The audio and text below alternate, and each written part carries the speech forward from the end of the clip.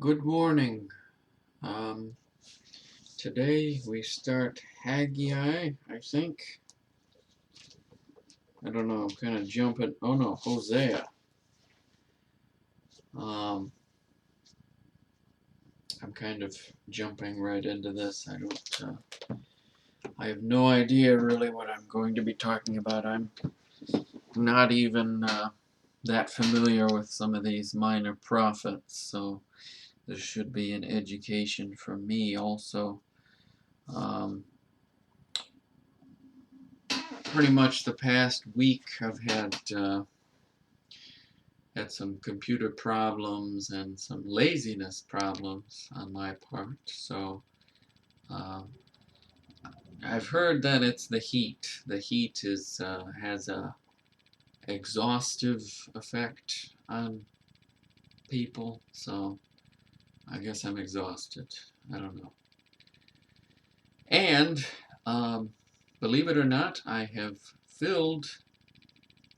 filled um, a whole 2 terabyte hard drive of videos. So I had to buy another hard drive. So I'm waiting for all that to transfer and well, in order to transfer videos, that's also been my excuse of laziness, so why I haven't been here. So that's where we are. We finished Daniel last time, one of the greatest writings ever made. So now we are in Hosea. So let's start in prayer. Now I remember Hosea. Okay, it's right in the intro.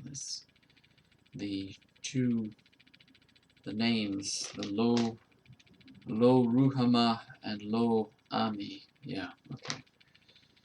So let's start in prayer from Matthew chapter 6, verse 9, and then we'll jump back and we'll read the introduction and get going here. After this manner, therefore, pray ye, Our Father, which art in heaven, hallowed be thy name. Thy kingdom come, thy will be done, in earth as it is in heaven. Give us this day our daily bread, and forgive us our debts, as we forgive our debtors. And lead us not into temptation, but deliver us from evil. For thine is the kingdom, and the power, and the glory, forever. Amen. Amen. Why do I need an additional hard drive, you ask? Well, I mean, one day somebody might be interested in the videos after YouTube deletes them, so, you gotta do that. But I don't know who'd be interested.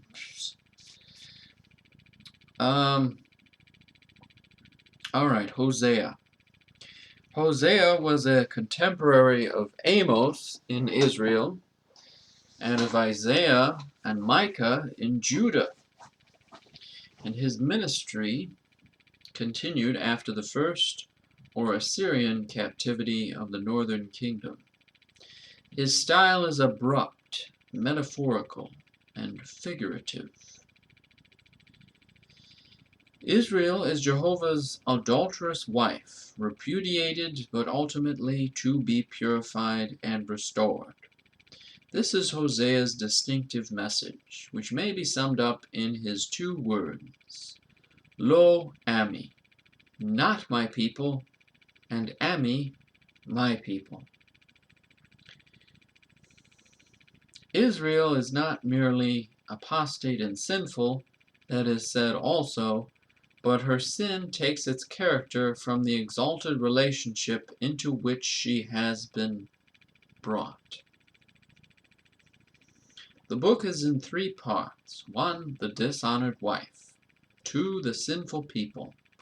3, the ultimate blessing and glory of Israel. The events recorded in Hosea cover a period of 60 years. Amazing. So we've seen that perspective in several of the other books. As it's saying there in the introduction, Isaiah, I think that was mentioned. Micah is probably mentioned in there. Amos, it's probably mentioned in there. And the captivity, we know all about that. We've seen all that. Sorry, I'm getting a notification from the yo-yos. I'm just gonna ignore it.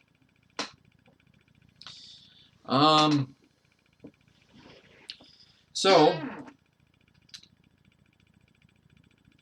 that's pretty much, when you fall into sin, that's kind of what you're doing. Maybe not literally, you might come up with an excuse like, I didn't do that, but really that is what you're doing, You are supposed to be loyal to him, but in sin, that's what your behavior is like, because you are turning away from him. That'd be the same thing as if you were an adulterous wife. You'd be cheating on him. And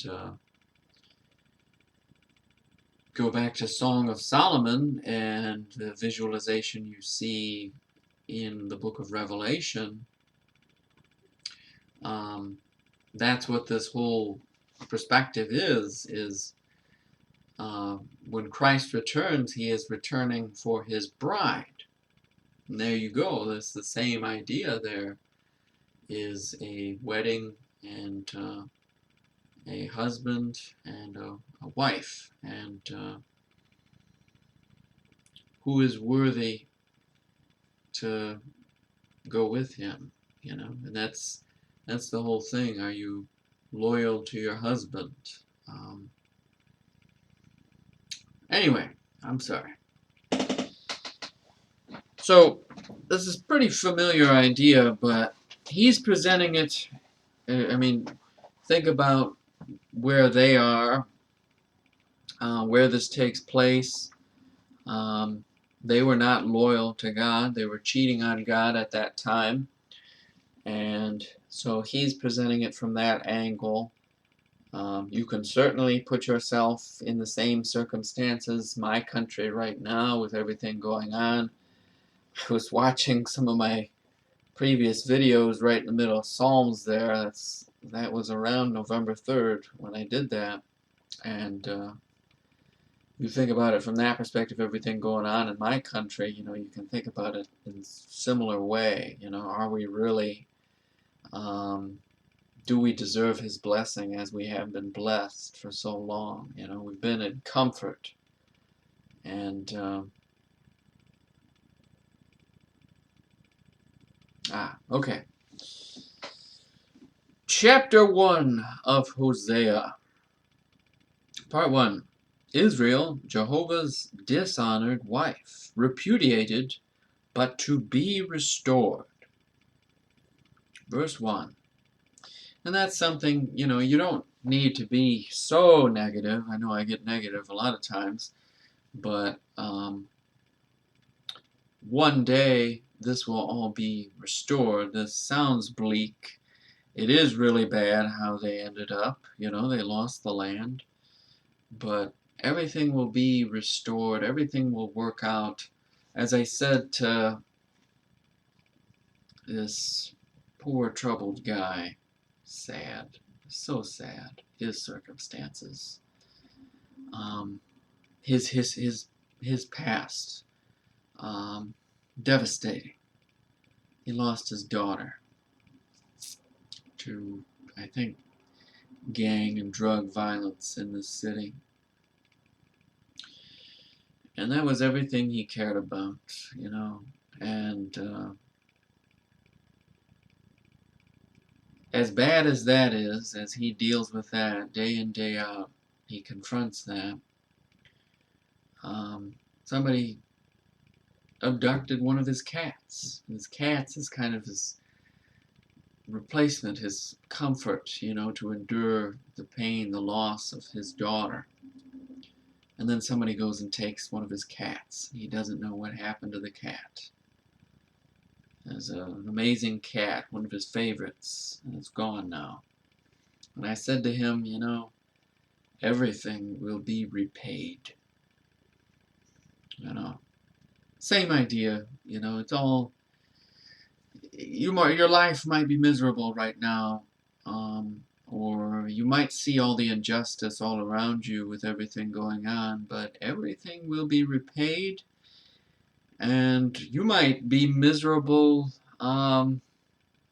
with your Christian walk. You know, things might be very difficult. But always keep that in perspective that He is coming. And are you ready? And justice will, everything will work out. You know, you may think the villain is getting away with it right now, but it's going to, he's coming. And you should be ready. Even if everybody else around you is not ready and they call you crazy, just know that it's all going to work out, you know. But to be restored, I haven't even started reading the Bible yet. I'm sorry. Chapter 1, verse 1 of Hosea. The word of the Lord that came unto Hosea the son of Beeri in the days of Uzziah, Jotham, Ahaz, and Hezekiah, kings of Judah, and in the days of Jeroboam the son of Joash, king of Israel. So look at that time period, you know. You got Uzziah, Jotham, Ahaz, and Hezekiah. So you had some good, some bad there, or are all those all good? I don't think all of them are good. We know Uzziah's good. I'm pretty sure Ahaz, I'm not sure. We know Hezekiah was a good one. So Isaiah was in that period, as we said initially. The symbolic marriage, the birth of Jezreel. Verse 2. The beginning of the word of the Lord by Hosea, and the Lord said to Hosea, Go, take unto thee a wife of whoredoms, and children of whoredoms. For the land hath committed great whoredom, departing from the Lord. So God tells him to do this. Isn't this incredible? You know, it's amazing. So he went and took Gomer, the daughter of Diblaim, which conceived and bare him a son. And the Lord said unto him, Call his name Jezreel, for yet a little while, and I will avenge the blood of Jezreel upon the house of Jehu, and will cause to cease the kingdom of the house of Israel. So we see that there.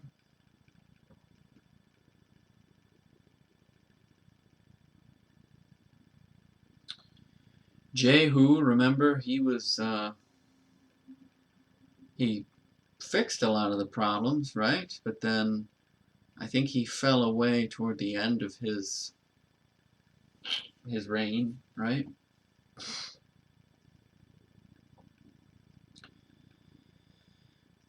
And it shall come to pass at that day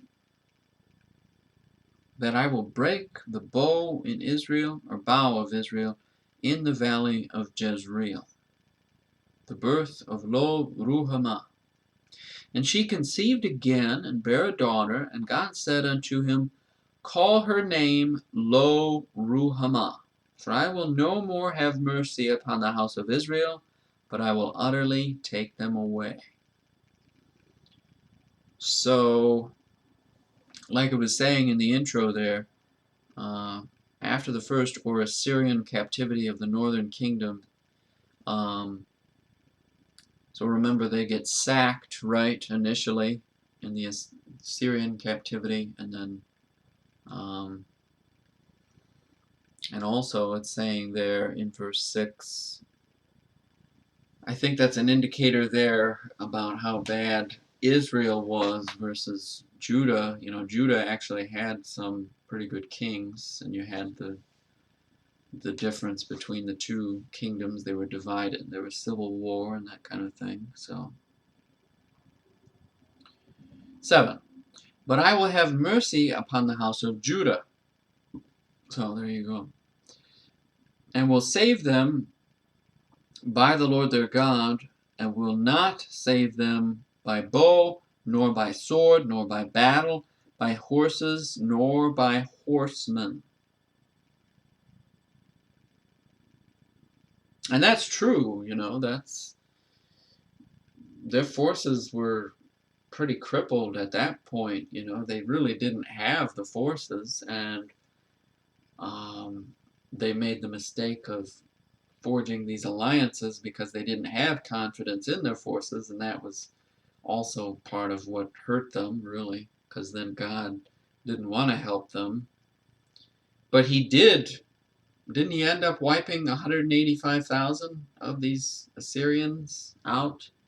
And then you see that description in Isaiah and a couple of the other books, Chronicles, Kings. And he saves them he literally did that, you know, and they didn't do anything. That wasn't any tactical maneuver or anything, you know. That's true.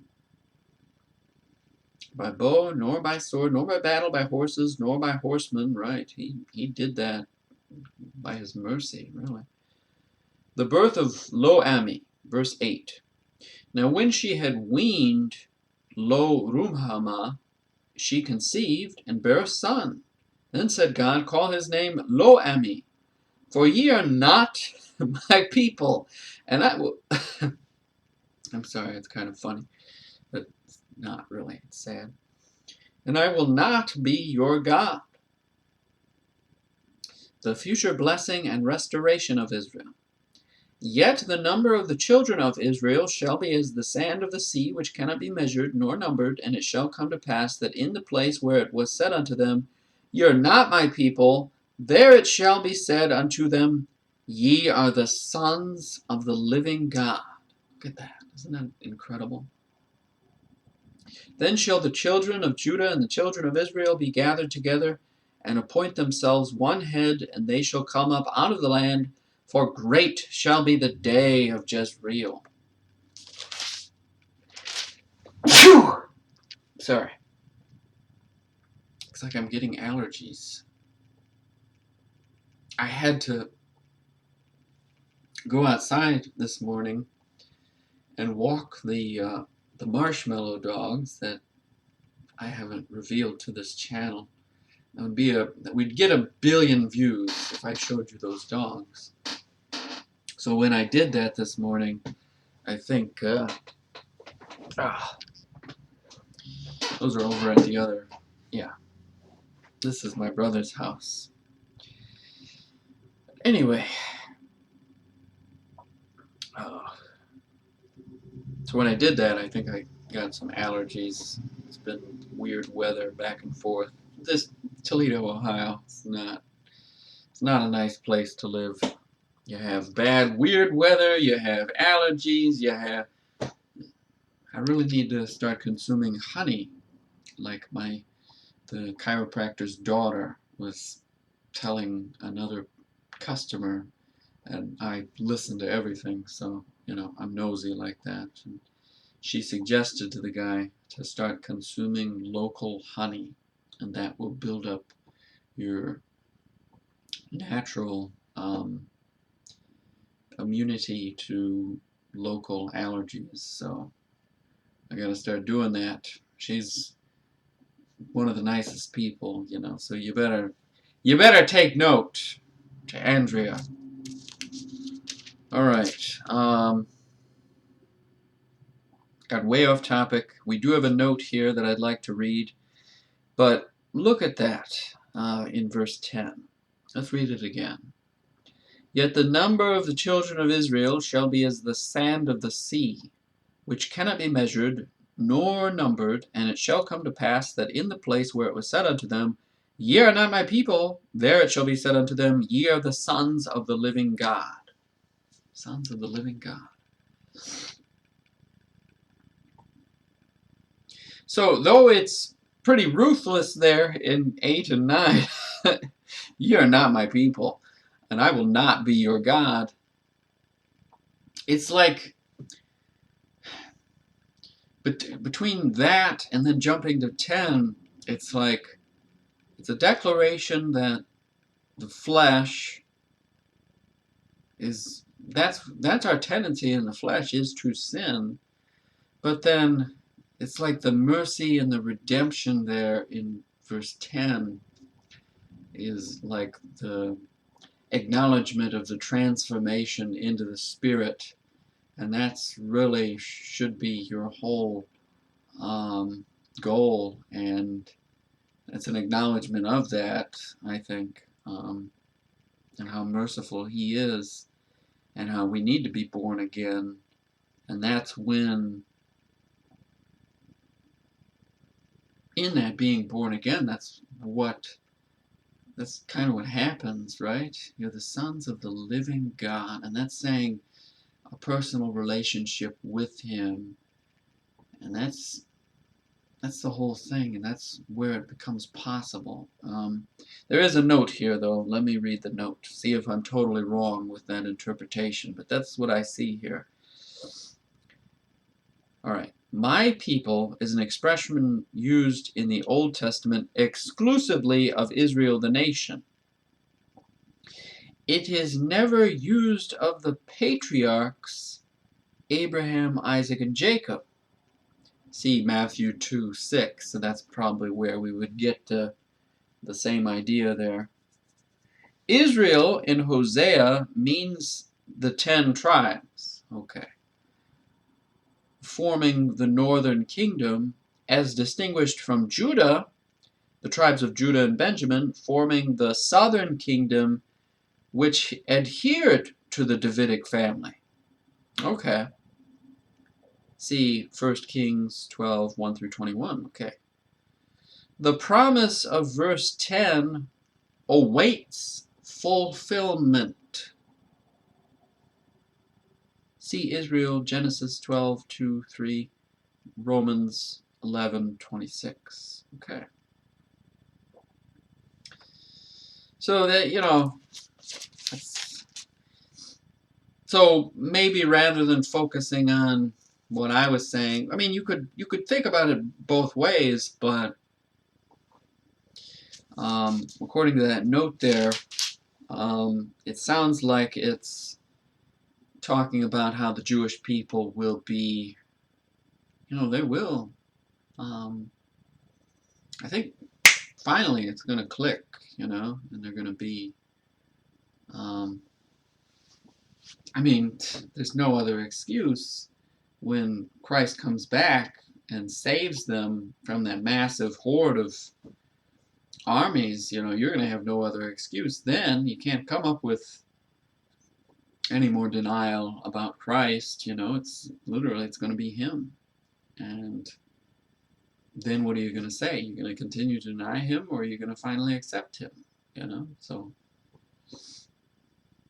anyway, we will continue with chapter 2 next time. Thank you for listening. Have a blessed day.